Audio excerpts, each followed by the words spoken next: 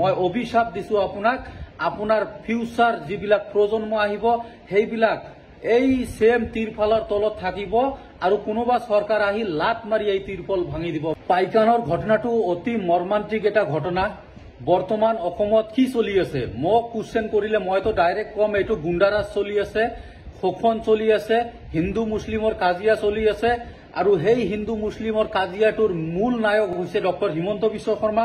গতিকে ডক্টৰ হিমন্ত বিশ্ব শৰ্মাক আটক কৰি জেললৈ প্ৰেৰণ কৰিব লাগে। এইখিনি মই কথা কম।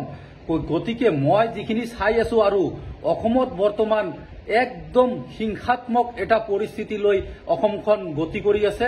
গতিকে এই হিংসাত্মক ঘটনাৰ পৰা আমি কেনেকে উদ্ধাৰ হৈ আমি এই অসমখনক বচাব পাৰি আৰু খিলঞ্জীয়াক বচাব পাৰি সেইটো আমি চেষ্টা কৰিব লাগিব অসমবাসী ৰাইজ।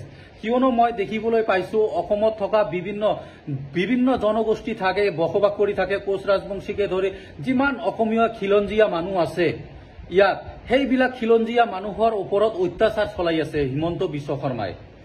কেতিয়াবা গুণ্ডাগিৰি, কেতিয়াবা ধমকি, কেতিয়াবা কি গুলিয়াই হত্যা কৰাৰ নামত ইমান দাদাগিৰি কিহৰ? ডক্টৰ হিমন্ত বিশ্ব শৰ্মা ইমান ডাঙৰ আপুনি দাদাগিৰি কিয় দেখায় কওকচোন?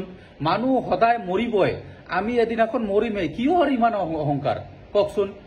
আপোনাৰ যিদিনাখন ল'ৰা ছোৱালী এই তিৰফালৰ তলত থাকিব বৰষুণৰ মাজত সিদিনাখন আপুনি চাব কেনেকুৱা লাগে। মই অভিশাপ দিছো আপোনাক আপোনাৰ ফিউচাৰ যিবিলাক প্ৰজন্ম আহিব সেইবিলাক এই সেম তিৰফালৰ তলত থাকিব আৰু কোনোবা চৰকাৰ আহি লাত মাৰি এই তিৰফল ভাঙি দিব। মই অভিশাপ দিছো আপোনাক।